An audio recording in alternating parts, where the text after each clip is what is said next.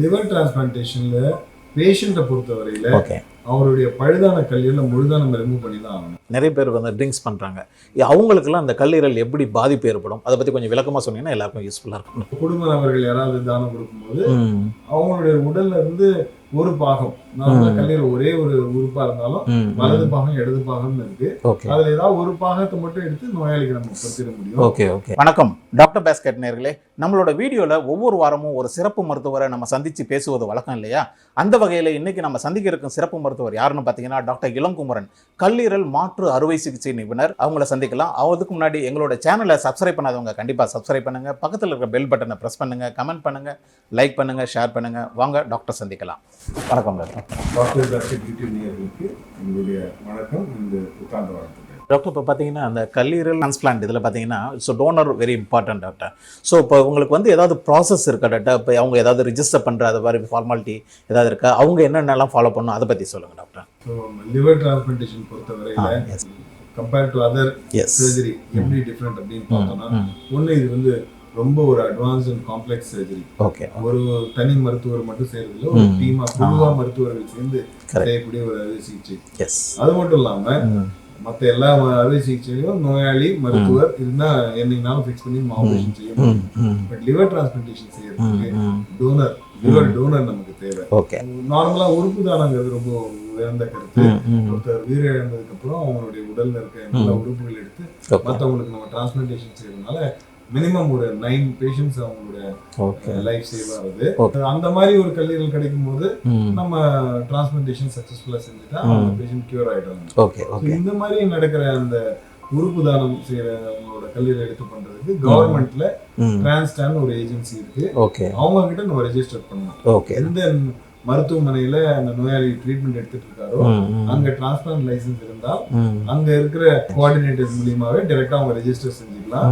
So அதுல ஒரு ரெஜிஸ்ட்ரியில அவங்களுக்கு எப்ப அலோகேஷன் கிடைக்குதோ அந்த டைம்ல அவங்க அந்த உறுப்பு தானம் மூலியமா டிரான்ஸ்பிளான்ட் செய்து கொள்ள முடியும். இது இல்லாம அவங்க குடும்ப நபர்களே 18 இருந்து 57 வயதுக்குள்ள இருக்கவங்க, ஆரோக்கியமா இருக்கவங்க, அவங்களுக்கு முக்கியமானது ஒரு பிளட் குரூப் மேட்சிங் மட்டும் இருக்கணும். அப்படி இருக்கிற நபர்கள் அவங்களுக்கு கல்லீரல் தானம் செய்ய வர முன் வந்தா அவங்களுக்கு நிறைய பரிசோதனை, ஒரு 3 நிலையில பரிசோதனை செய்வோம். அது எல்லாத்துலயும் பரிசோதனை செஞ்சு அவங்க டொனேஷன் பண்றவங்களுக்கு அந்த ஆபரேஷன் சேஃப்னு இருந்தா அந்த ஆபரேஷனை நம்ம எல்லா டெஸ்டும் பண்ணி முடிச்சு அது ஆத்தரைசேஷன் கமிட்டி கிட்ட பர்மிஷன் எடுத்து நம்ம அந்த சர்ஜரி செய்ய முடியும். Okay okay sir. டாக்டர், இப்போ அடுத்ததை பார்த்தீங்கன்னா டிரான்ஸ்பிளான்ட் பற்றி சொல்லும்போது பார்த்தீங்கன்னா இப்போ ஒருத்தவங்களுக்கு அஃபெக்ட் ஆயிருக்கு, நீங்கள் அவங்களுக்கு சர்ஜரி பண்ண போகிறீங்க அப்படின்னு டிசைட் பண்ணிட்டீங்க.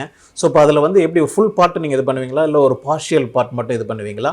அதுக்கப்புறம் அவங்களோட க்ரோத், அந்த லிவர் க்ரோத் எப்படி இருக்கும் அதை பற்றி கொஞ்சம் சொல்லுங்கள் டாக்டர். லிவர் டிரான்ஸ்பிளான்டேஷன்ல பேஷண்ட்டை பொறுத்தவரையில் அவருடைய பழுதான கல்லீரலை முழுதாக நம்ம ரிமூவ் பண்ணி தான் ஆகணும். ஏன்னா அந்த பழுதான கல்லீரல் வந்து ஒரு போர்ஷன்ல தனியா கொஞ்சம் டேமேஜ், கொஞ்சம் நார்மல் லிவர் அப்படி இருக்கிறது இல்ல, முழுதாவே பழுதாதான் இருக்கும். அண்ட் அந்த பழுதான லிவர்ல கட்டிகள் ஏற்படுறதுக்கு 100 மடங்கு அதிகப்படியான ரிஸ்க் இருக்கு. அதனால அதை கம்ப்ளீட்டா ரிமூவ் பண்ணிடுறோம். டிரான்ஸ்பிளான்டேஷன் செய்யக்கூடிய பொறுத்துற அந்த லிவரை பொறுத்த வரைக்கும் பாத்தீங்கன்னா உறுப்பு தானம் மூலியமா நம்ம கிடைக்கிறது. அவங்க ஆல்ரெடி உயிரிழந்தாங்க, அதனால அவங்களுடைய முழு கல்லீரல் எடுத்து இந்த நோயாளிக்கு நம்ம பொருத்த முடியும். வேற அவங்க குடும்ப நபர்கள் யாராவது தானம் கொடுக்கும்போது அவங்களுடைய உடல்ல இருந்து ஒரு பாகம், கல்லீரல் ஒரே ஒரு உறுப்பா இருந்தாலும் வலது பாகம் இடது பாகம்னு இருக்கு, அதுல ஏதாவது ஒரு பாகத்தை மட்டும் எடுத்து நோயாளிக்கு நம்ம பொருத்திட முடியும். இப்படி பொறுத்துறதுனால தானம் கொடுத்தவங்களுக்கும் சரி கல்லீரல் பெற்றவங்களும் 2 பேருக்குமே அந்த கல்லீரல் ஆபரேஷன் முடிஞ்ச அடுத்த நாள்ல இருந்தே வளர ஆரம்பிச்சிடும். இந்த எக்ஸ்டென்ட் ஒரு 2 மாதங்கள்ல அது ஒரு கம்ப்ளீட், முதல்ல அவங்களுடைய கல்லீரல் 1.5 கிலோ இடம் இருந்தா அந்த அளவுக்கு கம்ப்ளீட்டாவே அது வளர்ச்சி அடைஞ்சிடும். ஓகே ஓகே டாக்டர், இப்போ நீங்கள் லிவர் டிரான்ஸ்பிளான்ட் சர்ஜரி பற்றி ரொம்ப அழகாகவே சொல்லிட்டு இருக்கீங்க டாக்டர். எனக்கு ஒரு சின்ன டவுட் டாக்டர். காமனாகவே எல்லாருமே ஒரு திங்க் பண்ணுவாங்க, அந்த லிவர் டிரான்ஸ்பிளான்ட் சர்ஜரினாவே அதோட காஸ்ட் கொஞ்சம் ரொம்ப அதிகமாக இருக்கும், ஒரு நடுத்தர மக்களால் அதை பேர் பண்ண முடியாது அப்படின்ட்டு ஒரு பயம் இருக்கும் எல்லாருக்குமே. அதை பற்றியும் சொல்லணும் நீங்கள். அதே மாதிரி இது இன்சூரன்ஸில் எப்படி கவர் ஆகும் அதை பற்றியும் கொஞ்சம் சொல்லுங்கள் டாக்டர். கல்லீரல் மாற்று அறுவை சிகிச்சை முதல்லயே பார்த்தோம், ரொம்ப ஒரு அட்வான்ஸ், ரொம்ப காம்ப்ளெக்ஸ் சர்ஜரி, ரொம்ப குழுவா இணைந்து டாக்டர்கள் செய்யறது. மருத்துவமனையை பொறுத்தவரையிலையும் நிறைய அதுக்காக அரேஞ்ச்மெண்ட் ஃபெசிலிட்டிஸ் ப்ரொவைட் பண்ணணும். அதனால டெஃபினெட்லி மற்ற அறுவை சிகிச்சைகளை விட டிரான்ஸ்பிளான்ட் சர்ஜரி கொஞ்சம் எக்ஸ்பென்சிவா தான் இருந்தது. ஆரம்ப நிலையில 1 கோடி ரூபாய் அந்த மாதிரிலாம் இருந்தது. இன்னைக்கு ரொம்பவே குறைஞ்சிருச்சு. ஓகே. ஸோ டிரான்ஸ்பிளான்ட் ஆபரேஷன் மக்களுக்கு அஃபோர்டபுளா இருக்கலாம்னு கேட்டீங்கன்னா இந்த நிலையில டெஃபினட்டா டிரான்ஸ்பிளான்ட் சர்ஜரிங்கிறது அஃபோர்டபுள் தான். ஓகே. அதுக்குண்டான கரெக்டான பிளானிங் செய்து இன்சூரன்ஸ் அந்த மாதிரி எடுத்திருக்கவங்களுக்கு இது முழுமையா இருக்கு. அந்த வகையில் தான் மோஸ்ட் ஹாஸ்பிட்டல்ஸ் அந்த டிரான்ஸ்பிளான்டேஷனோட காஸ்ட் இருக்கு. இன்சூரன்ஸ் பாலிசிஸ்ல நீங்க எப்பவுமே கவனமா இருக்கணும். நீங்க எடுக்கிற அந்த பாலிசில டிரான்ஸ்பிளான்டேஷன் கவர்டா இருக்கா, அந்த டிரான்ஸ்பிளான்டேஷன்ல நோயாளிக்கு மட்டும் இல்லாம டொனேட் பண்றவங்களோட சர்ஜரியும் உங்களோட பாலிசியில கவர்டா இருக்கணும். இந்த மாதிரி அந்த ஸ்கீமை நீங்க கரெக்டா சூஸ் பண்ணி எடுக்கணுங்கிறது ஒண்ணு. இல்ல அப்படி வறுமை கோட்டு கீழே இருக்கவங்க அவங்களால இந்த மாதிரி ஒரு ஏற்பாடெல்லாம் செய்ய முடியாதுங்கிறப்போ நம்ம தமிழ்நாட்டை பொறுத்தவரையில முதல்வரின் விரிவான காப்பீடு திட்டம் அந்த மூலையில நம்ம அப்ளை பண்ணி நம்ம எந்த ஒரு தனியார் மருத்துவமனையில கூட அதுக்கு அப்ரூவல் இருக்க ஹாஸ்பிட்டல்ஸ்ல வரும்போது அந்த ஸ்கீம் அப்ளை பண்ணி அவங்களுக்கு இலவசமா அறுவை சிகிச்சை மட்டும் இல்லாம அறுவை சிகிச்சை முடிஞ்சு 2 வருடங்களுக்கு அவங்களுக்கு உண்டான எல்லா பரிசோதனையும் மருந்துகள் எல்லாமே கிடைக்கிற மாதிரி நம்ம அரசு அதுக்கு ஏற்பாடு செஞ்சிருக்காங்க. சோ இப்படி இருக்கும்போது டெஃபினட்டா இன்றைய நிலையில கல்லீரல் மாற்று அறுவை சிகிச்சைங்கிறது எல்லாருக்குமே அவைலபிளா இருக்குன்னு சொல்லுவோம். Okay sir. டாக்டர் அடுத்தது என்ன பார்த்தீங்கன்னா டோனர் வந்து யாரெல்லாம் டொனேட் பண்ணலாம் அதை பத்தி கொஞ்சம் விளக்கமா சொன்னீங்கன்னா நல்லா இருக்கும்.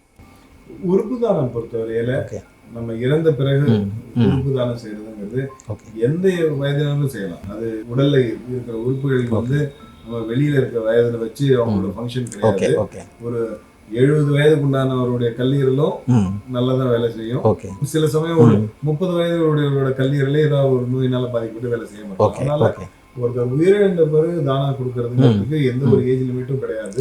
சம்டைம்ஸ் லிவர் சரியில்லைன்னா கிட்னி நல்லா இருக்கும், அவங்களுக்கு அந்த உறுப்பு தானம் செய்ய முடியும். அதுக்கு எந்த ஒரு வயது வரமும் கிடையாது. இதுவே லிவிங் டோனர்னு சொல்லக்கூடிய அந்த நம்ம குடும்ப நபர்களும் அவங்க டொனேட் பண்ணும்போது ஜெனரலி 18 to 55 இயர்ஸ் 18ல இருந்து 55 வயதுக்குள்ள இருக்கவங்க தான் ப்ரிஃபரபிள். ரெண்டாவது லிவரை பொறுத்தவரையில முக்கியமா நிறைய டிஷ்யூ மேட்சிங் எல்லாம் தேவைப்படாது. உங்களோட பிளட் குரூப் மேட்சிங். நம்ம நார்மலா ஒருத்தருக்கு ரத்தம் கொடுக்குறோம்னா அவங்க அதுல ஒரு மேட்சிங் பார்க்கணும் பாருங்க. இப்போ ஓ குரூப்ல இருக்கவங்க ஓ குரூப் மட்டும் தான் கொடுக்கணும். A and B குரூப்ல இருக்கவங்க A and B group receive பண்ணலாம், O குரூப் ரிசீவ் பண்ணலாம். AB குரூப்பை சேர்ந்தவங்க எந்த ஒரு குரூப்ல இருக்கவங்களோட பிளட்டும். ஸோ லிவரும் அதே போலதான் அந்த பிளட் குரூப் மேட்சிங் மட்டும் இருக்க வேண்டியது அவசியம். அண்ட் எந்த ஒரு பெரிய நோயும் இருக்கக்கூடாது. அவங்களுக்கு நடக்கிற அந்த பல்வேறு நிலையங்கள மருத்துவ பரிசோதனையில எந்த ஒரு மேஜரான ப்ராப்ளம்ஸும் இல்லாம இருக்கிற எல்லாருமே டொனேட் பண்ணலாம். அடுத்தது ஒரு இம்பார்ட்டன்ட் கொஸ்டின் டாக்டர் என்னென்ன பார்த்தீங்கன்னா நம்ம நிறைய பேர் வந்து ட்ரிங்க்ஸ் பண்ணுறாங்க, அவங்களுக்குலாம் அந்த கல்லீரல் எப்படி பாதிப்பு ஏற்படும் அதை பற்றி கொஞ்சம் விளக்கமாக சொன்னீங்கன்னா எல்லாருக்கும் யூஸ்ஃபுல்லாக இருக்கும். குடிப்பழக்கத்தை பொறுத்தவரையில நம்ம பார்க்குற ட்ரெண்ட் என்னன்னா நிறைய குடிக்கிறது ஜாஸ்தி ஆயிடுச்சு, அதே சமயம் குடிக்கிற அந்த வயதுகளும் ரொம்ப குறைஞ்சிச்சு. கரெக்ட். ஸோ குடிப்பழக்கங்கிறது கல்லீரலை டைரக்டா பாதிக்கக்கூடிய ஒரு பழக்கம். இது டேமேஜ் ஆகிறது முக்கியமான ரீசன் நம்ம எடுத்துக்கொள்ற அளவு. கண்டினியூஸா நிறைய அளவு எடுத்துக்கொள்ளும் போது கண்டிப்பா அந்த லிவர் பாதிப்படையும் தான். இது குறித்து நிறைய ஆய்வுகள் இருக்கு. ஒரு நாளைக்கு எவ்வளவு amount of alcohol is safe அப்படிங்கிறது எல்லாமே வந்து வெஸ்டர்ன் கண்ட்ரீஸ்ல ஏற்பட்டு நம்ம காமனா இந்தியர்களை பொறுத்தவரை நம்ம பாக்குறது ரொம்ப மிதமான அளவு எடுத்துக்கிறேன் அப்படின்னு சொல்றவங்களுக்கு கூட கல்லீரல் பாதிப்பு ஏற்படுறதுனால டெஃபினட்டா குடிப்பழக்கத்தை பொறுத்தவரையில ரொம்ப மாடரேஷன், ஒகேஷனல் சோஷியல் ட்ரிங்கிங் இருக்கிற அளவுல கண்டிப்பா அந்த கல்லீரலை பாதிக்கிறது இல்லை. அண்ட் எந்த மாதிரி மதுனால பாதிப்படையுது, சிலருக்கு வந்து ஒரு எண்ணம் இருக்கு, பியர் குடிச்சா லிவர் பாதிப்படையாது, இல்ல விஸ்கி குடிச்சா ரொம்ப உடலுக்கு நல்லது, அந்த மாதிரி எல்லாம் அப்படி எதுவும் கிடையாது. எவ்வளவு அமௌண்ட் ஆஃப் ஆல்கஹால் நம்ம உடல்ல போகுதுங்கிறத பொறுத்துதான். ஸோ ஒரு மதுவிலையும் அது வேற வேற அமௌண்ட்ல இருக்கு. ஸோ அதெல்லாம் நம்ம கவனம் வச்சு ஒரு மாடரேட்டான intake of alcohol and very occasional alcohol நம்ம டெஃபினட்டா லிவர் பாதிக்க போறது இல்லை. இதுவே அவருக்கு ஆல்ரெடி ஒரு லிவர் பாதிப்பு இருக்கு, ஃபேட்டி லிவர் இருக்கு, இல்ல வைரல் ஹெப்படைட்டிஸ் இருக்கு, அந்த மாதிரி இருக்கிற நோயாளிகள் கண்டிப்பா அறவே குடிக்க கூடாதுங்கிறது முக்கியமான விஷயம். டாக்டர், இப்போ இந்த கல்லீரல் மாற்று அறுவை சிகிச்சைங்கிறது ஒரு சாதாரண சின்ன சர்ஜரி கிடையாது, கொஞ்சம் மேஜர் அண்ட் ரிஸ்க் இதுவும். ஸோ இப்போ இதில் பார்த்தீங்கன்னா உங்களுக்கு ஒரு சப்போர்ட்டிவாக அந்த டீம் இருப்பாங்க இல்லையா, அதை பற்றி கொஞ்சம் சொன்னீங்கன்னா மக்களுக்கு கொஞ்சம் யூஸ்ஃபுல்லாக இருக்கும். டாக்டர், கல்லீரல் மாற்று அறுவை சிகிச்சைங்கிறது நம்ம தமிழ்ல சொல்ற மாதிரி ஒரு ஊர் கூடி தேவைன்ற மாதிரி ஒரு விஷயம். ஒரு தனி மனிதனாலும் ஒரு தனியான ஒரு மருத்துவரால் செய்யக்கூடிய ஒரு மருத்துவம் இல்லை. அறுவை சிகிச்சையிலேயே இதுல தேர்ந்து எக்ஸ்பர்ட் சர்ஜன்ஸ் ஒரு 2-3 பேர் சேர்ந்து செய்யணும். ஓகே. அது மட்டும் இல்லாம அனஸ்தீசியாவை பொறுத்த வரைக்கும் இந்த transplantation anaesthesia is very special care. So அந்த டீம்ல இருக்கிற டாக்டர்ஸ் அவங்களுடைய ட்ரைனிங் வெரி இம்பார்ட்டன்ட். சர்ஜரி முடிஞ்சதுக்கு அப்புறம் அவங்களுடைய இன்டென்சிவ் கேர், சர்ஜரி முடிஞ்சதுக்கு அப்புறம் அந்த இன்டென்சிவ் கேர் டீமும் it is very specialised team. அவங்களுடைய role is very very important. கண்டிப்பாக ஹெப்படாலஜிஸ்ட், லிவர் பிசிஷியன், இப்போ எப்படி நம்ம ஒரு குடல் ப்ராப்ளம் தான் கேஸ்ட்ரோஎன்டராலஜிஸ்ட் கிட்ட போறோம், ஹார்ட் ப்ராப்ளம் கார்டியாலஜிஸ்ட் கிட்ட போறோம், அந்த மாதிரி லிவர் ப்ராப்ளம் இருந்தா அதுக்குன்னு இப்போ ஸ்பெஷலிஸ்ட் எல்லா மேஜர் ஹாஸ்பிட்டலும் அவைலபிளா இருக்காங்க. இந்த ஹெப்படாலஜிஸ்டும் very important role. Right from patient surgery முதல்ல இருந்து சர்ஜரி பின்னாலேயும் அந்த கேர் கொடுக்கறதுல இந்த ஹெப்படாலஜிஸ்ட் ரோலும் வெரி இம்பார்ட்டன்ட். இது தவிர மற்ற எல்லா speciality doctors, infection disease doctors, nephrologist, cardiologist, radiologist, அவங்களுடைய ரோல் எல்லாமே டிரான்ஸ்பிளான்ட் சர்ஜரியில ரொம்ப இம்பார்ட்டன்ட்.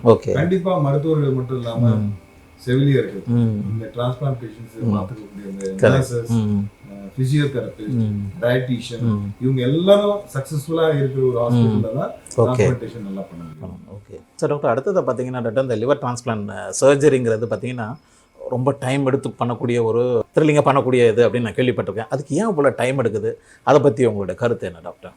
டிரான்ஸ்பிளான்டேஷன் ட்ரைனிங் எடுத்துக்கிற ஸ்டேஜ்ல சொல்லுவாங்க, டிரான்ஸ்பிளான்ட் நடக்கிற ஓட்டியில மட்டும் கடிகாரம் இருக்காது, கேலண்டர் தான் இருக்கும் அப்படின்னு. ஸோ உண்மையிலேயே அந்த நிலை தான். ஏன்னா இது 2 ஆப்ரேஷன் நடக்குது. டிரான்ஸ்பிளான்ட், லிவிங் டோனர் டிரான்ஸ்பிளான்ட் வகையில அந்த தானம் கொடுக்கக்கூடிய கல்லீரல ரொம்ப பொறுமையாகவும் ரொம்ப கவனமாகவும் அந்த ஒரு பகுதியை ரிமூவ் பண்ணணும். அதை எடுத்ததுக்கு அப்புறம் அந்த கல்லீரலை நம்ம இன்னொருத்தருடைய உடல்ல பொறுத்ததுக்கு ப்ரிப்பரேஷன் பண்ணணும். அதுல இருக்க வெயின்ஸ் எல்லாம் திரும்ப ரீகன்ஸ்ட்ரக்ட் பண்ணணும், அதை கிளீன் பண்ணணும், அதுக்கப்புறம் அதை ப்ரிசர்வ் பண்ணி வச்சுட்டு இதே நேரத்துல அந்த நோயாளியோட உடல்ல இருக்க கல்லீரலை முழுசா எடுத்துட்டு அதன் பின்ன நம்ம கல்லீரலை பொருத்தினதுக்கு அப்புறம் நிறைய கனெக்ட் பண்ண வேண்டியது. அவனுடைய ரத்த குழாய் மட்டும் இல்லாம, ரத்த குழாயே பாத்தீங்கன்னா கல்லீரலுக்கு 2 வகையான ரத்த குழாய் கல்லீரல் உள்ள போகுது, ஒரு 3 வகையான ரத்த குழாய் வெளியில வருது. அந்த ரத்த குழாய்களை திரும்பி ரீகன்ஸ்ட்ரக்ட் பண்ணணும், பித்த குழாயை திரும்பி ரீகன்ஸ்ட்ரக்ட் பண்ணணும். இதெல்லாம் பண்ணி முடிச்சதுக்கு அப்புறம் அந்த ஆர்கன் இமீடியட்டா உண்மையாலுமே அந்த கல்லீரல் உடல்ல பொருத்தி அந்த ரத்த குழாய் சர்க்குலேஷன் திரும்பி பண்ண உடனே அந்த கல்லீரல் வேலை செய்யறதை நம்மளால பார்க்க முடியும். இமீடியட்டா லிவர் அந்த பைல் ப்ரொடக்ஷன் ஸ்டார்ட் பண்ணிடும். அது எல்லாத்தையும் நம்ம பண்றதுனால ஆல்மோஸ்ட் ஆவரேஜா ஒரு 10 to 12 hours இந்த டாக்டர். இப்போ நீங்கள் லிவர் டிரான்ஸ்பிளான்ட் சர்ஜரி பற்றி சொல்லும்போதே பார்த்தீங்கன்னா ஆச்சரியமாக இருக்குது. ஏன்னா இவ்வளோ நேரம் டைம் எடுத்து இத்தனை டீம் எல்லாம் சேர்ந்து ஒரு சக்ஸஸ்ஃபுல்லாக பண்ணுங்கிறது ரொம்ப கிரேட் ஜாப் டாக்டர் உண்மையிலேயே. அது இல்லாமல் மட்டும் டாக்டர் இப்போ அடுத்ததாக பார்த்தீங்கன்னா டாக்டர் இப்போ இந்த சர்ஜரி பண்ணுறவங்க before surgery and after surgery அது எவ்வளோ நாள் ஹாஸ்பிட்டலில் இருக்கணும், அதை பற்றி உங்களுடைய கருத்து சொல்லுங்கள் டாக்டர்.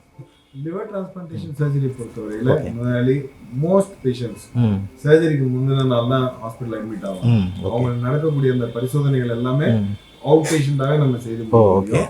ஸோ சர்ஜரிக்கு முன்னாடி நல்லா அட்மிட் ஆகிட்டு அதன் பின்ன டோனரை பொறுத்தவரையில ஒரு 5 to 7 days maximum 1 week hospital இருக்க வேண்டியது. முதல் 1 to 2 நாள் ஐசியூல இருப்பாங்க, அதுக்கப்புறம் ஜெனரல் வார்டுல இருந்து அவங்க ரிகவர் ஆவாங்க. பேஷண்ட்டை பொறுத்தவரையில அட்லீஸ்ட் ஒரு 1 week to 10 days ஐசியூல இருந்து அதன் பின்ன ஒரு மேக்ஸிமம் ஒரு 2 weeks வரையில ஹாஸ்பிட்டல் இருக்க வேண்டிய ஒரு அவசியம். ஓகே. சார் டாக்டர், இப்போ அடுத்ததாக பார்த்தீங்கன்னா நம்ம அந்த லிவர்லேயே பார்த்தீங்கன்னா ஃபேட்டி லிவர் அப்படிங்கிறது நிறைய கேள்விப்பட்டிருக்கோம் டாக்டர். அது வந்து எப்போ அந்த அல்ட்ராசவுண்ட் பண்ணும்போது தான் அதை ஐடென்டிஃபை பண்ணுறாங்க. அதர்வைஸ் அவங்களுக்கு இந்த ஃபேட்டி லிவர் எதனால் ஏற்படுது, அதை பற்றி உங்களோட கருத்து என்ன டாக்டர்? ஃபேட்டி லிவர் அப்படிங்கிற ஒரு ப்ராப்ளம் ரொம்பவே இன்க்ரீஸ் ஆகிட்டு வருது. இது எந்த மாதிரி வகையான மக்களுக்கு ஏற்படுது அப்படின்னு பார்த்தீங்கன்னா குழந்தைகள்லையும் பார்க்குறோம், முதியவர்கள்லையும் பார்க்குறோம். ஸோ ரிஸ்க் ஃபேக்டர்ஸ்னு பொறுத்த வரைக்கும் உடல் பருமன், ரொம்ப உடல் பருமன் ஜாஸ்தியா இருக்கவங்களுக்கு இது ரொம்பவே அதிகமா ஏற்படுது. ஃபேட்டி லிவர்ங்கிறது குறிப்பா நான் ஆல்கஹாலிக் ஃபேட்டி லிவர் தான் இப்ப முக்கியமான ஒரு விஷயம். குடிப்பழக்கத்தினால ஃபேட்டி லிவர் ஏற்படுறது, நம்ம குடிப்பழக்கத்தை நிப்பாட்டினா உடனே அது திரும்ப ரிகவர் ஆயிடும். குடிப்பழக்கம் இல்லாமலே ஃபேட்டி லிவர் ஏற்படுறது தான் ஒரு ஆபத்தான ஒரு நிலை. ஏன் ஆபத்தானது அப்படின்னா ஃபேட்டி லிவர்ங்கிறப்ப யாரும் அதை கண்டுபிடிக்க முடியும் எந்த அறிகுறியுமே இருக்கிறது. அண்ட் ஆரம்ப நிலையில அந்த கல்லீரலை பாதிக்கிறதுக்கு உண்டான எந்த அறிகுறி இல்லாதனால நம்ம அதை கவனக்குறைவுல விட்டு நம்ம அதை கவனத்துக்கு வரும்போது கல்லீரல் ரொம்பவே பாதிப்படைஞ்சு அதுக்கு ஒரு மருந்து இல்லாம டிரான்ஸ்பிளான்ட் செய்யக்கூடிய ஒரு நிலையெல்லாம் வருது.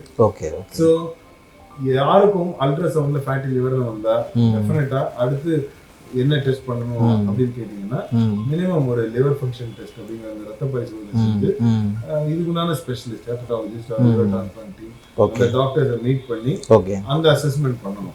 ஏன்னா ஃபேட்டி லிவருக்கு அடுத்த ஸ்டேஜ்ங்கிறது நாஷ், நான் ஆல்கஹாலிக் ஸ்டியேட்டோ ஹெப்படைட்டிஸ் சொல்லுவோம். அந்த மாதிரி நோயாளிக்கும் அறிகுறி எதுவுமே இருக்காது. பட் ஆனா அந்த கல்லீரல் பாதிப்படைய ஆரம்பிச்சிருச்சு அப்படிங்கிறது அறிகுறி தான் நாஷ். ஸோ இவங்களுக்கு மெடிசின்ஸ் இருக்கு, ட்ரீட்மெண்ட் இருக்கு. அண்ட் அக்ரெசிவா அவங்களுடைய டயட் அண்ட் லைஃப் ஸ்டைல் மூலமா இதை சரி பண்ண வேண்டியது ரொம்ப அவசியம். ஓகே.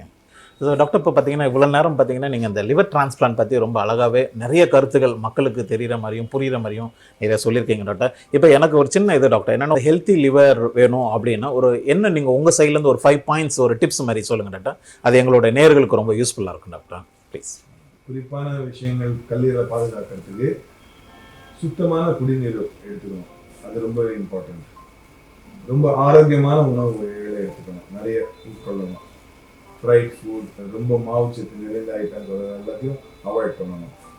ஃபிட்னஸ் ஆக்டிவிட்டீஸ் டெய்லி ஒரு 45 மினிட்ஸ் எக்ஸசைஸ் பண்ண வேண்டியது ரொம்ப அவசியம். உங்களுடைய வேக்சினேஷன், ஹெப்படைட்டிஸ் பிக்கு எதிரான அந்த தடுப்பூசியை அனைவருமே எடுத்துக்கொள்ளணும், இதுவும் ரொம்ப அவசியம்.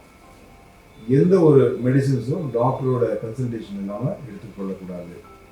குடிப்பழக்கத்தை பொறுத்தவரையில ரொம்ப மாடரேஷன், மிதமான அளவு குடிக்க பழக்கம் இருக்கணும்.